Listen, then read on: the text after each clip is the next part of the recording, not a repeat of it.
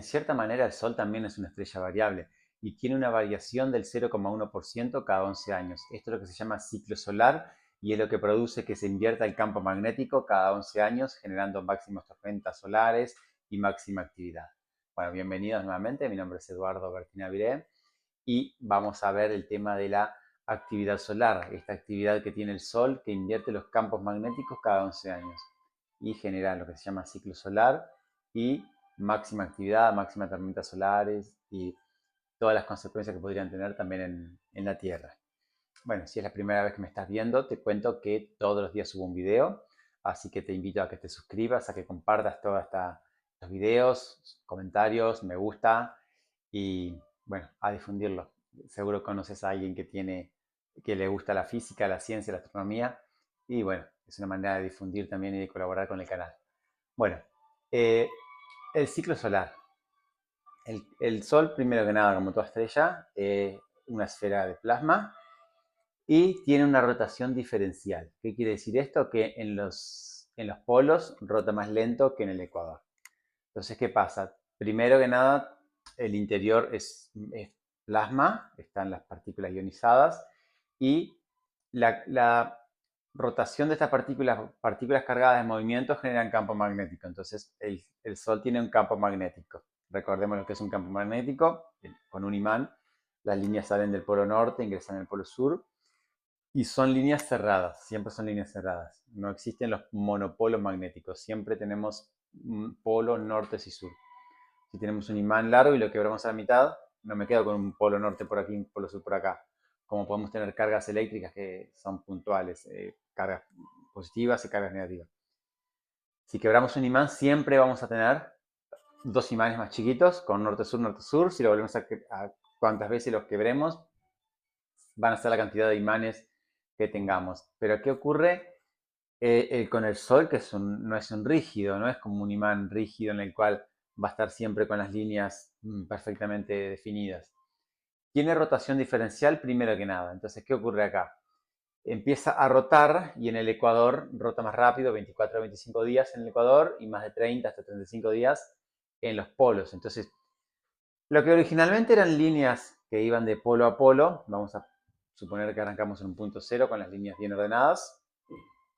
En el ecuador empieza a rotar más rápido y las líneas empiezan a adelantar y empiezan a generar estas deformaciones. Entonces, ¿qué ocurre? Que estas líneas empiezan a estirar. ¿Por qué? Porque si el gas va más rápido, el plasma va más rápido en el ecuador, se empiezan a adelantar en las latitudes del ecuador respecto a las latitudes mayores a medida que nos acercamos al polo. Entonces se empiezan a estirar. ¿Qué ocurre con esto? Primero, tenemos líneas de campo magnético más largas, porque si yo las estiro, tengo líneas más largas. Ahora, si las estiro y de alguna manera las empiezo a enrollar, ¿qué ocurre? De que voy a tener líneas más amontonadas. ¿Por qué? Porque tengo más cantidad de líneas, o suponiendo que tenga las mismas líneas, pero agarro, imagínense una liguita, un elástico. Lo estiran, lo estiran, lo estiran y después estirado lo tienen que enroscar en el mismo lugar donde ocupaba inicialmente. Lo que voy a tener es muchas líneas amontonadas que van y vienen para terminar ocupando el mismo espacio que tenía. Entonces, lo que tengo es una mayor densidad de líneas. Esto lo que produce es que el campo magnético se empieza a intensificar, porque si tengo más cantidad de líneas en la misma esfera del Sol, porque las estiro, entonces se enrollan, tengo más cantidad de línea, empieza a intensificarse. Hay otro factor que también interviene, no es solo la rotación diferencial, sino la convección. Recordemos cómo el Sol transporta la energía, la produce en el núcleo, la conduce hacia afuera por zona de radiación, la transporta y después hasta la superficie por zona de convección. La convección es corrientes de gas ascendentes y otros descendentes. Entonces, esta convección también lo que hace es que las empieza a mezclar, no en dirección en el ecuador, sino en dirección radial, desde adentro hacia afuera. Entonces, hay doble mecanismo de enredar líneas.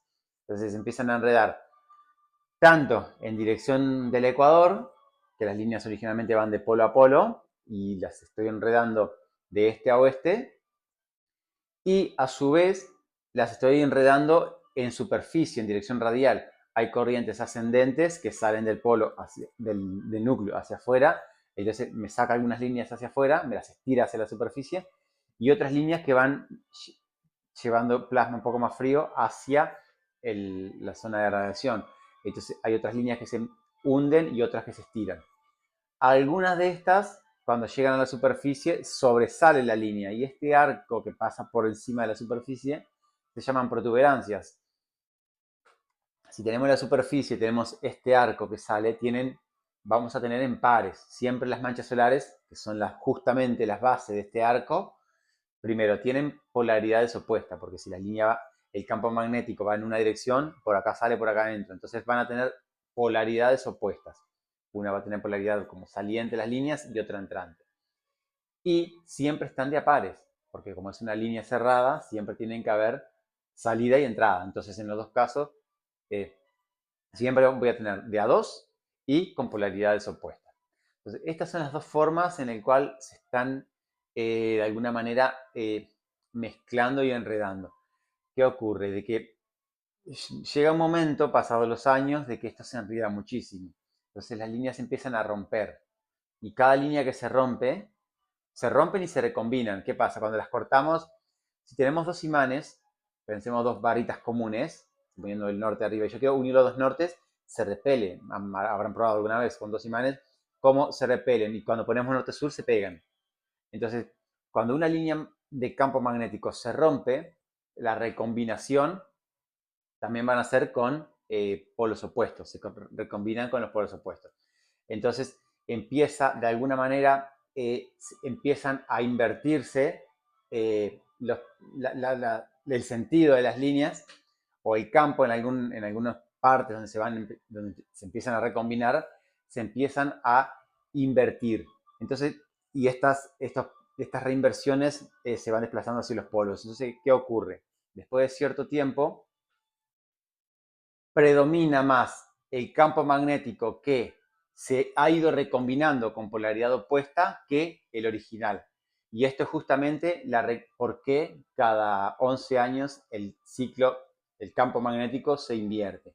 Entonces, llega un máximo de desorden, de enredo, es cuando empiezan todas las recombinaciones a tener un mayor papel, un mayor peso, y todas estas recombinaciones hacen que se termine, que la resultante sea mayor. Todos los que se recombinaron que el campo original. Entonces, ahí queda como una nueva polaridad y que es los 11 años que se invierte el campo. Entonces, como ya predomina el otro campo, bueno, el resultado es un nuevo campo magnético con la polaridad opuesta. Entonces, ese es el motivo por el cual cada 11 años se gira. Entonces, ahí como que se restablece un poco, queda las líneas más ordenadas y después comienza de nuevo el ciclo, después que más o menos se reestructura, pero con la polaridad opuesta, de nuevo arrancamos lo mismo, con los polos opuestos, pero de nuevo lo mismo. La rotación diferencial empieza a que se enríen de nuevo. Entonces, cada 11 años tenemos un máximo. El ciclo completo serían 22. Cada 11 tenemos un máximo porque tenemos primero en una polaridad, 11 años después en la otra, y después 11 años más vuelve a la original. Entonces, cada 22 años tenemos el mismo polo magnético en el mismo polo geográfico, sería. Entonces, podemos tener norte-sur, 11 años después cambian, sur-norte, y 11 años más, norte-sur. Entonces, el periodo completo son 22 años, pero los máximos de intensidad son cada 11. Estos máximos de intensidad que tienen, o cómo se ven, o qué repercusiones tienen, bueno, primero, máxima actividad en cuanto a la superficie, manchas solares. Vemos mucho más superficie con manchas. Entonces, esto lo que genera es que estas manchas solares son las bases de esas protuberancias, de esos campos magnéticos, esas líneas que se salen por encima de la superficie. ¿Por qué se ven así? Bueno, porque si tenemos un plasma incandescente a 5800 Kelvin y tenemos una línea de campo magnético, que hay un flujo de partículas, lo que hace, donde sale y donde entra en la superficie, lo que hace es como desplazar un poco ese campo ese plasma incandescente. Entonces, como que es desplazado y queda donde entra el tubo ese de línea de campo. Entonces, eso es lo que se ve oscuro. No es que sea negra en realidad, pero si tenemos algo tan incandescente al costado, emitiendo tanta luz, el mero contraste hace que se vea negra. O sea, se ven negras, pero en realidad no son completamente negras, es simplemente por contraste. Estas manchas aumentan la cantidad, en los ciclos, en los máximos solares hay mayor cantidad. ¿Qué otra consecuencia tiene? De que estas líneas que salen por la superficie, estas protuberancias, también se terminan rompiendo y emiten al espacio muchísima cantidad de partículas cargadas y gran radiación. Estas son las eyecciones de masa coronal. Son lo que llamamos tormentas solares cuando vienen hacia aquí. ¿Por qué? Porque si todas estas partículas cargadas que son de la superficie emitidas en una gran llamarada, llamémosle, no es como una llama, pero es como una bocanada de partículas, una nube que sale despedida al espacio a alta velocidad.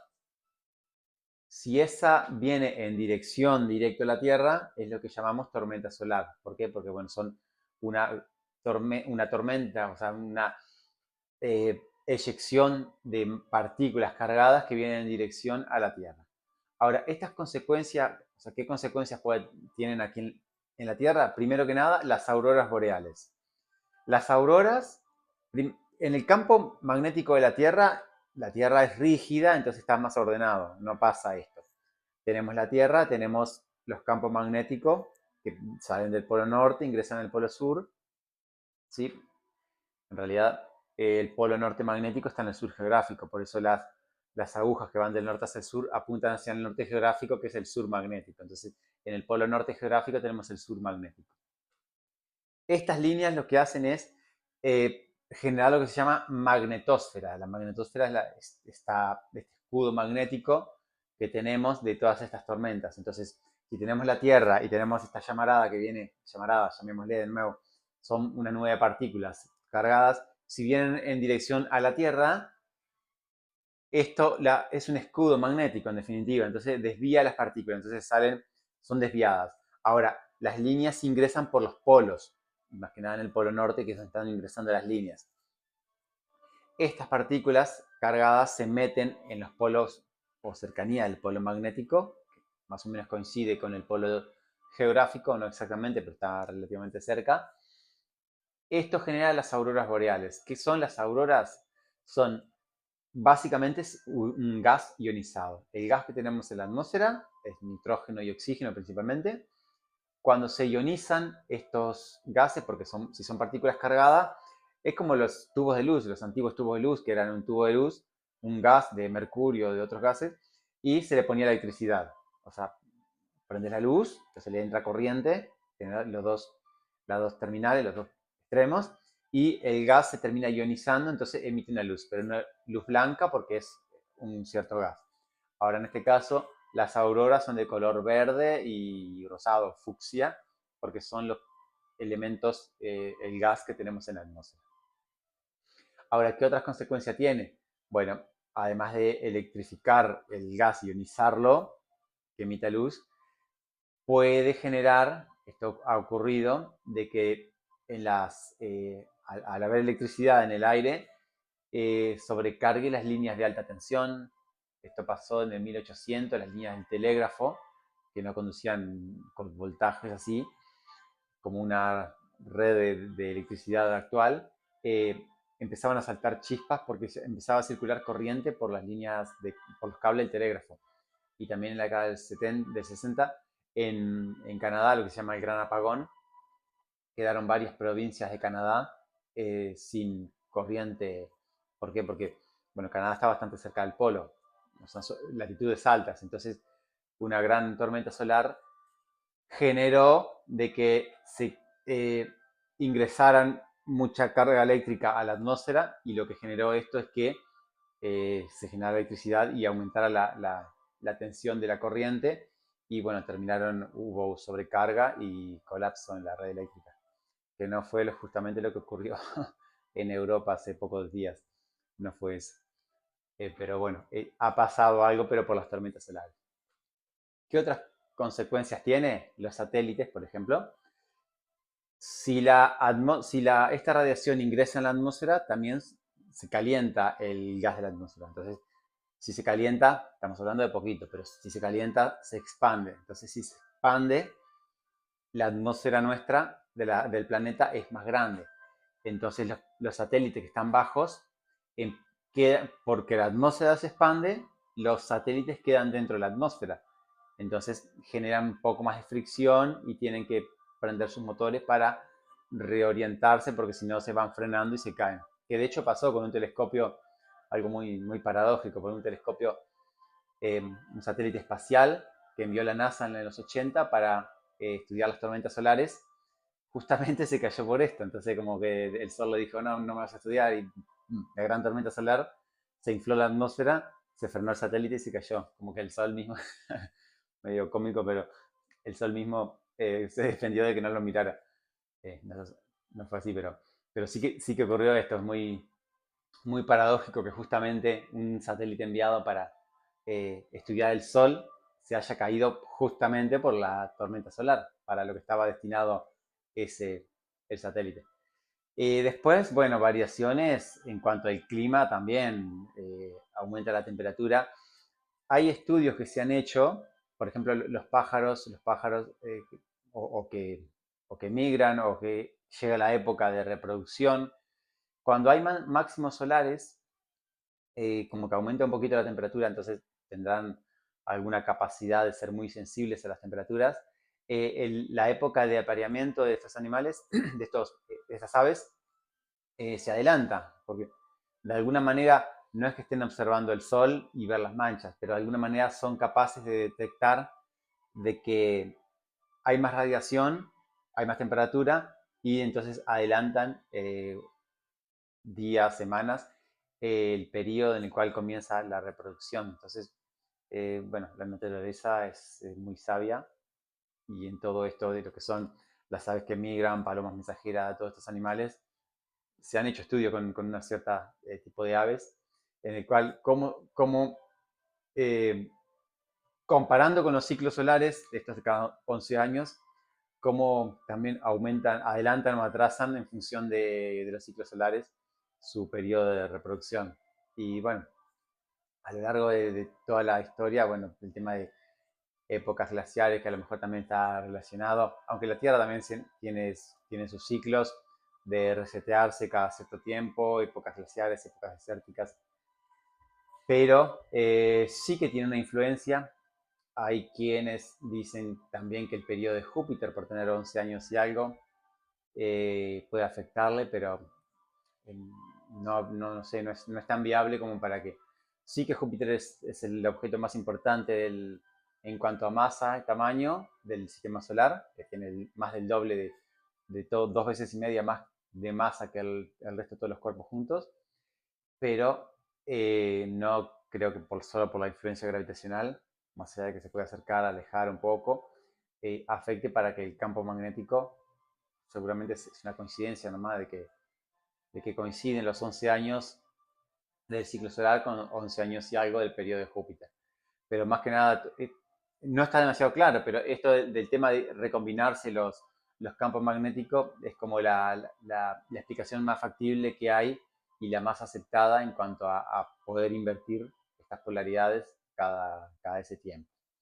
Bueno, sin más, nos vemos mañana en otro video. No te olvides suscribirte si aún no lo has hecho, de activar la campanita para que te avise cuando lo suba, darle like, compartir y muchas gracias por mirarme. Adiós.